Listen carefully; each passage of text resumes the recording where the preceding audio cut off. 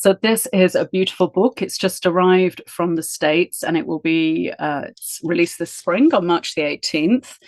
And Four Red Sweaters very much follows on from my work researching the dressmakers of Auschwitz, because I kept coming across references to women surviving in absolutely extreme circumstances because they could get together a pair of knitting needles and they could get together scraps of wool.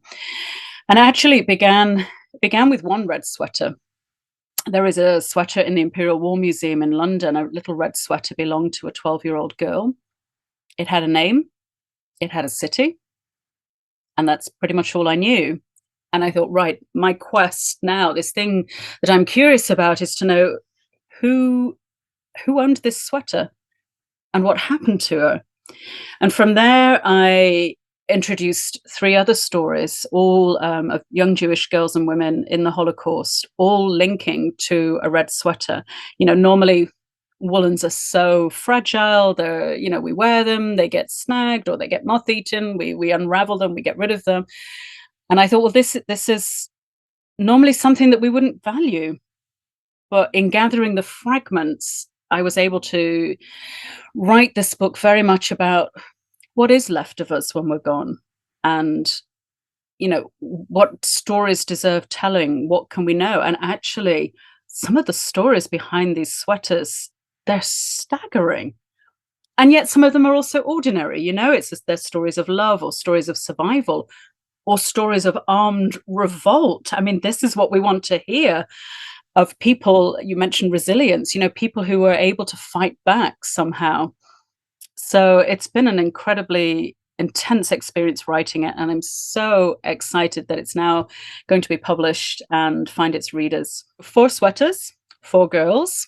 Jock is a 12-year-old girl from Berlin who escapes from the Nazis thanks to an initiative called the Kindertransport, which I know is quite well known, and comes to live in England as a refugee. So through her story, I was able to explore, what's it like to come to a new country, to start over? Are you welcome?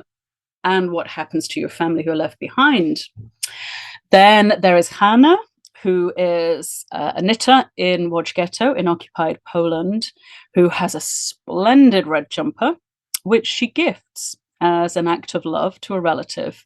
And her section of the story, we find out what happens to her brother, who she gifts the sweater to, but also what happens to her. And it's linked in with how the Nazis used industry massively to exploit workers and to support the Reich.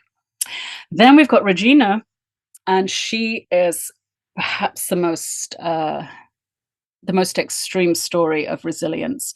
Regina was brought to a death camp in occupied Poland, Sobibor, and she took part in the armed revolt where 300 prisoners were able to escape from the camp who would have died. And she survived in the camp because she was knitting. And one of the things she knitted for the SS was a red jumper. Finally, we have Anita. And Anita is one of the most formidable people you will ever read about. She's still alive. And Anita was one of the women who played in the infamous women's orchestra in Auschwitz. She played the cello, and that's how she survived. But her story is also very much linked to a soft red Angora sweater, which is in a museum, that's the fourth red sweater I write about. It's really important to have a lot of context. I mean, I think eyewitness accounts are, of course, absolutely invaluable, and there are so many, many thousands now to draw on.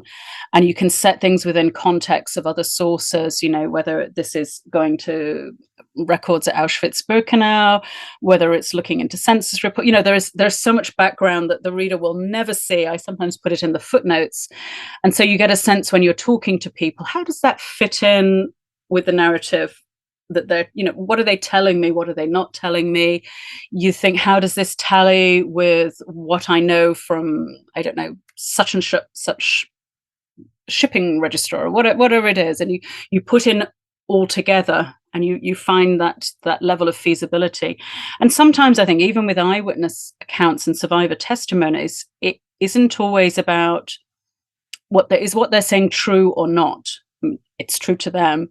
It's about understanding why they tell the story that way.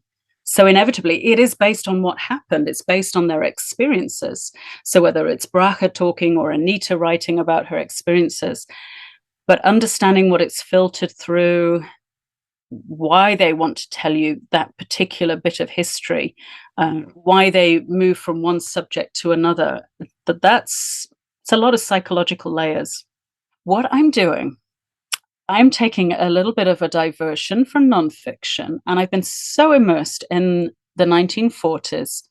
I've decided to write fiction again, and I am currently working on my first novel for adults.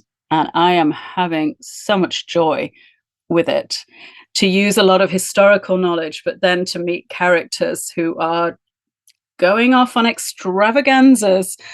So it's a very different experience from writing nonfiction, and it's been a while since I wrote fiction. So I'm hard at work. No, I don't want to say hard at work. I'm happy at work doing that.